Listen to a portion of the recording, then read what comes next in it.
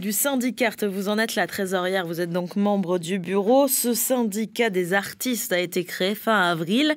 Qu'est-ce qui a motivé cette création ? L'élément déclencheur, c'est forcément le Covid. Après, ce qui a motivé la création du Syndicart, c'est le fait qu'on soit tous patentés, donc seuls, chacun dans notre petit problème de patentés, artistes et techniciens. Et donc c'est quelque chose de latent. Il y a eu déjà plusieurs tentatives de syndicats, d'associations pour fédérer les artistes et les techniciens. Donc voilà, là le Covid a été vraiment l'élément déclencheur. En se disant, en fait, on est tous dans notre petit coin sans savoir ce qui va se passer, comment ça va se passer pour nous cette année et les années prochaines. Donc regroupons-nous pour essayer de trouver quelque chose. Après, on a décidé de ne pas agir sur le Covid parce qu'on n'était pas assez légitime, parce qu'on n'était pas assez ancien. Et donc on attend de voir, on attend de se former vraiment, d'avoir vraiment du monde pour pouvoir commencer à monter au créneau face aux institutions ou autres. Vous l'avez dit, il y a déjà eu des tentatives d'union, on va dire, des artistes. Il y a eu la NAT, il y a eu le collectif Les Têtes de l'Art. À chaque fois, ça a un peu achoppé plutôt. Comment vous entendez faire en sorte que cette fois, ce soit la bonne ? On espère que ce sera la bonne. Comment ? En prenant notre temps pour le moment. C'est pour ça que ça m'est là. On a enfin une première réunion d'information pour les gens. On a décidé de monter le Syndicart d'abord avec un tout petit groupe pour commencer à poser les bases, à avoir les idées d'une dizaine de personnes, de comment ça pourrait fonctionner, comment on pourrait articuler ce syndicat, pour ensuite ramener les gens. Alors, on a déjà des gens qui ont adhéré. On a une cinquantaine de personnes, une cinquantaine d'adhérents. Et l'idée, c'est de voir un peu maintenant, avec la base qu'on a structurée, voir si les gens adhèrent vraiment et sont partants pour nous suivre dans cette idée-là. Et puis, pour nous aider après et soient moteurs aussi avec nous. Et qu'est-ce que c'est votre discours pour les motiver à justement à vous rejoindre et à faire en sorte qu'ils soient moteurs ? Déjà, fédérons-nous, soyons ensemble pour qu'on puisse avoir une voix plus importante. Parce que c'est le moment...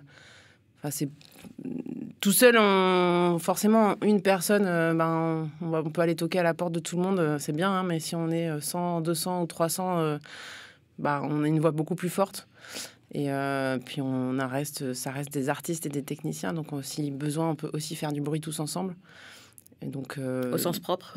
Au sens propre, ouais, au sens propre, au sens figuré. Pour le moment, c'est pas l'idée. On reste justement en toile de fond, à essayer de vraiment travailler. On travaille sur beaucoup de choses pour les artistes et les techniciens. Donc fédérons-nous d'abord. Et pourquoi c'est un besoin, cette fédération ? Au-delà du fait d'avoir une voix qui soit plus forte, pourquoi les artistes et les techniciens calédoniens ont besoin de se fédérer ? Besoin de se fédérer. Pour nous, parce que on n'a pas de statut d'artiste et de technicien en Calédonie. On regarde le code du travail, il n'y a pas de ligne. Pour nous, alors, il y en a deux, mais qui parlent du portage salarial qui a été créé en fait pour la Caisse des artistes. Donc c'est essayer d'avancer là-dessus parce qu'on a des conditions de vie qui ne sont pas toujours évidentes. Donc il y a vraiment ce côté-là. Essayer d'avoir des grilles tarifaires aussi de travail pour pouvoir travailler tous sur la même base et que les employeurs, enfin nos clients et les gens qui nous font travailler aient aussi la même base parce qu'il y en a qui souvent essayent de tirer les prix vers le bas. Donc essayer de faire que les gens puissent travailler et que ce soit décent et que les gens se rendent compte que c'est un métier pour nous. Alors certes, c'est une passion pour tous, mais c'est aussi ce qui nous fait vivre. Donc on a aussi besoin d'être payé pour ça et décemment quand c'est possible. L'incertitude, le fait de pas forcément savoir à quelle sauce on va être mangé, certains vous diront que ça fait partie, c'est intégrante du statut d'artiste que vous avez choisi. Oui, c'est certain, ça fait partie, mais il y a un moment où ça fait partie de notre travail, mais ça peut l'être un peu moins, ça peut être un peu moins pesant. Parce on peut passer, par exemple... Pour la plupart d'entre nous, décembre, janvier, février, voire mars, on ne travaille pas parce qu'on est pendant les vacances scolaires, il n'y a pas d'événements, il n'y a pas de spectacle, il y a très peu de choses qui se passent.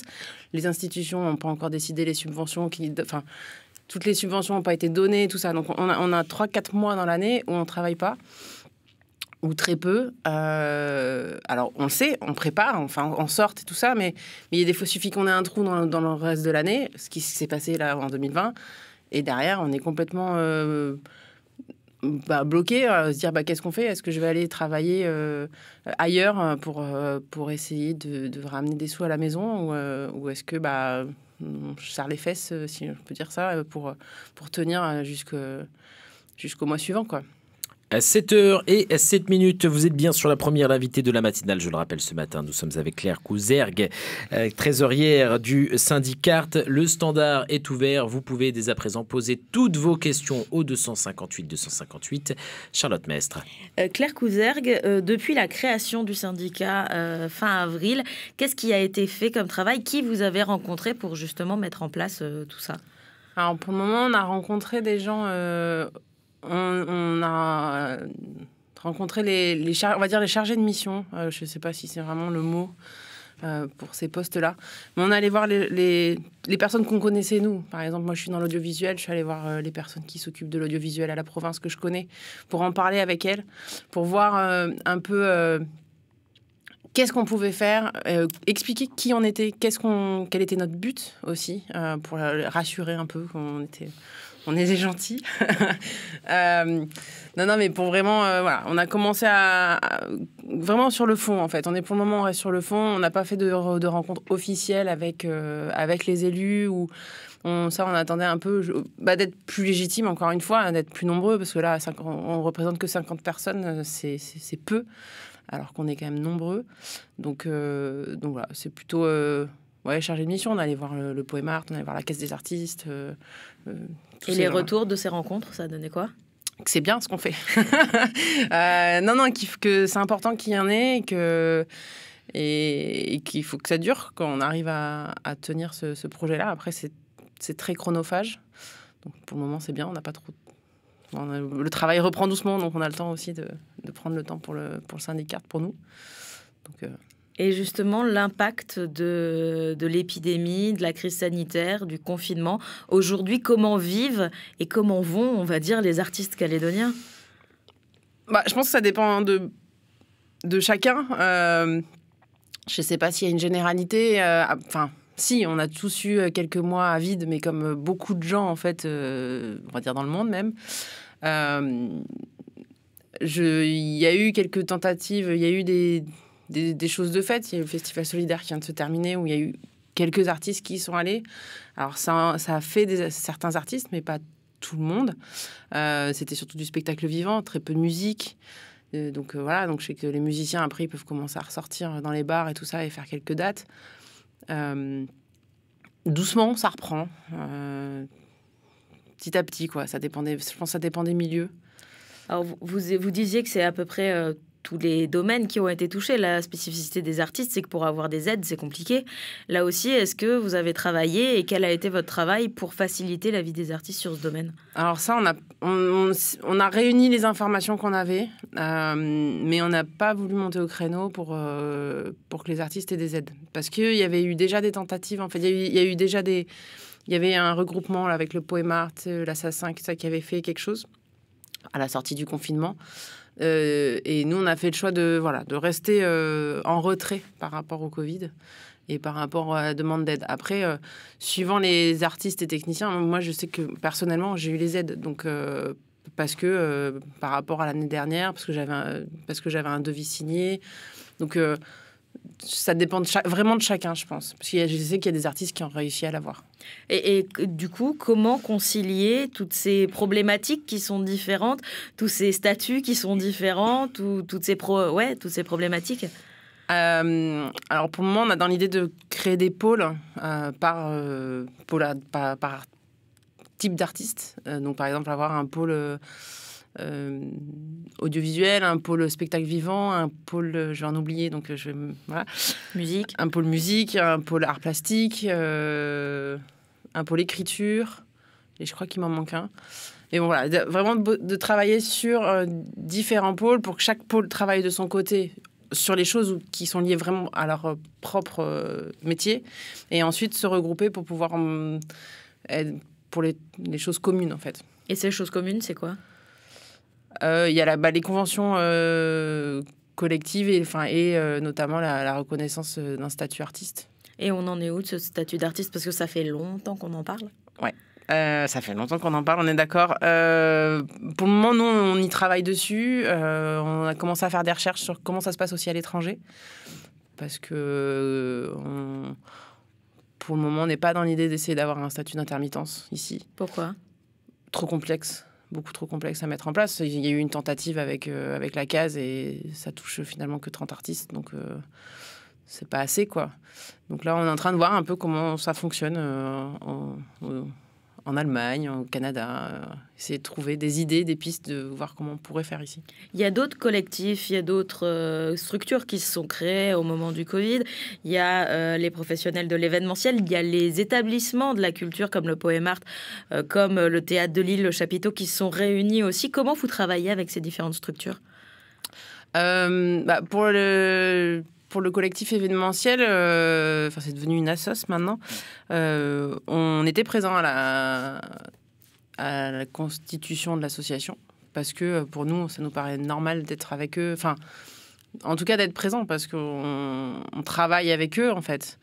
Après, pour le moment, on essaye de voir qui fait quoi et de se mettre avec eux si besoin, en fait. Mais c'est vrai que nous, on est un peu dans notre coin pour essayer d'être vraiment centré sur les artistes et les techniciens. Parce que, par exemple, pour l'association de l'événementiel, il y a de tout. Il y a des sociétés, il y a des patentés, il y a des salariés, il y a vraiment de tout dedans. Donc, alors que là, pour le moment, nous, on est vraiment sur les patentés, sur les artistes et les techniciens. Donc, on essaye de se rester dans notre petite bulle et de se consacrer à ces gens-là avant d'aller vers d'autres personnes. Quels seraient les chantiers prioritaires à mettre en place si jamais vous aviez enfin une écoute attentive au niveau des institutions ? En fait, on en a plein et c'est le problème un peu. Parce qu'à chaque fois qu'on se voit, on essaye, mais on en a 5, 6, quoi. Donc, il y a bien sûr les conventions collectives et les statuts d'artistes, les grilles tarifaires. Essayer de voir pour que les patentés artistes et techniciens puissent avoir des réductions de taxes à l'import. Parce que c'est aussi un problème, c'est que quand on fait venir du matériel, les sociétés, elles n'ont pas les taxes, mais nous, oui. Donc, ça nous fait du matériel très, très cher. Voilà, il y a plein de petites choses comme ça, en fait, ou grosses choses, parce qu'il y a certains sujets qui vont nous prendre du temps. Du coup, ça va se faire petit à petit, et c'est avec les gens aussi qui vont adhérer qu'on va pouvoir avancer plus vite. Parce que là, une dizaine de personnes, on avance, mais du coup, on n'est que 10. Donc là, ça va être l'idée de faire des commissions, de travailler chacun sur une chose et pour pouvoir avancer plus vite. Ouais. Le collectif Culture NC Covid, le membre qu'on a reçu à votre place pour en parler, évoquait la nécessité de faire une étude sur le poids économique des artistes pour justement avoir un argument qui puisse parler aux institutions. Qu'est-ce que vous en pensez ? On en pense que c'est une très bonne idée. Ça serait vraiment bien. Après, ça coûte de l'argent. Pour le moment, nous, on n'en a pas. Parce qu'on vient de se créer. Donc, on a quelques adhésions, mais clairement, ça ne payera pas une étude. Mais oui, ça serait, dans les prochaines années, quelque chose à faire. Pour nous, en tout cas, si ce n'est pas fait d'ici là, je pense que c'est quelque chose qu'on fera. Parce que pour montrer que on a un vrai poids économique et que c'est important pas de nous aider, mais qu'on soit là, en fait. Parce que, OK, on a le côté spectacle, c'est joli, c'est bien, et on fait plein de petites choses, et on est des saltimbanques, mais on a aussi un vrai côté économique qui est important ici. Ça participerait à la reconsidération de la culture ? Parce qu'on parle beaucoup de déconsidération de la culture de par les baisses de subventions, de par parfois la volonté d'avoir des choses gratuites de la part des artistes parce que ça leur fait de la promo. Ce côté économique, c'est quelque chose qui pourrait vraiment peser selon vous ? Ça dépend pour qui, je pense. Pour les institutions, peut-être, ça serait bien. Parce qu'ils se rendraient compte que on n'est pas le dernier budget, en fait, au fond. Là. C'est bon, on prend 10 millions là-bas et puis on va les mettre à côté. Bon, j'exagère, j'extrapole, mais on est souvent les premiers à qui on enlève, en fait. Et ces dernières années, il y a énormément de subventions qui ont été baissées. Alors, c'est pas forcément en direct aux artistes, mais c'est aussi les communes qui ont moins de subventions pour la culture, donc du coup, qui font moins appel à des spectacles, à des structures et tout ça. Donc, ça serait bien qu'ils se rendent compte qu'on a un vrai poids économique, ça, c'est certain. La prochaine étape pour le Syndicart, qu'est-ce que c'est ? Une réunion d'information le 25 juillet pour les artistes et pour les gens qui voudraient aider le syndicat. C'est où ? Au Rex à 9h du matin. Eh ben, le rendez-vous est donné. Claire Couzergue, membre du bureau de ce Syndicart. Merci d'avoir été notre invitée ce matin. Merci.